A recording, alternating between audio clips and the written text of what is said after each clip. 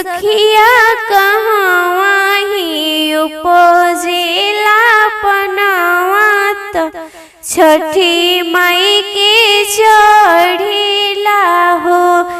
सखिया कहवा ही उपजेला पनावा त छठी माई के चढ़ेला हो। बगिया में उपजे नरियरवा दुअरवा पकिरवा दुअरवा पकिरवा नु हो। बगिया में उपजे नरियरवा दुअरवा पकिरवा दुअरवा पकिरवा नु हो।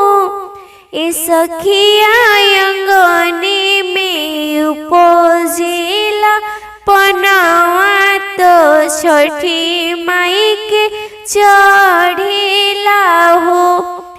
सखिया अंगने में उपजेला पनावा तो छठी माई के चढ़ेला हो।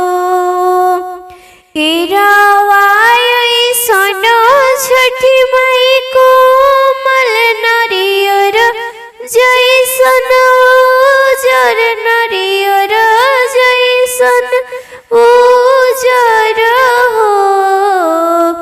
किरवाई सोनो छठी माई कोमल नरियर जैसन उजर नरियर जैसन उजर हो।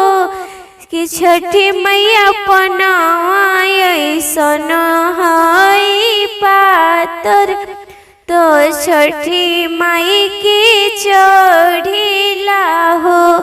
कि मैया पनावा ऐसन बाड़ी पातर तो छठी माई के चढ़ेला हो। कथी पटइबो में केरावा तो कथी नारियरवा तो कथी नारियरवा नु हो।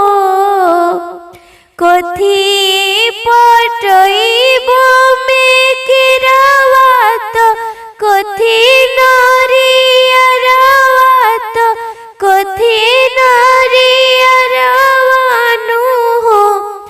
सखी हो कथी पटइबो में पनावा छठिया माई के चढ़ेला हो।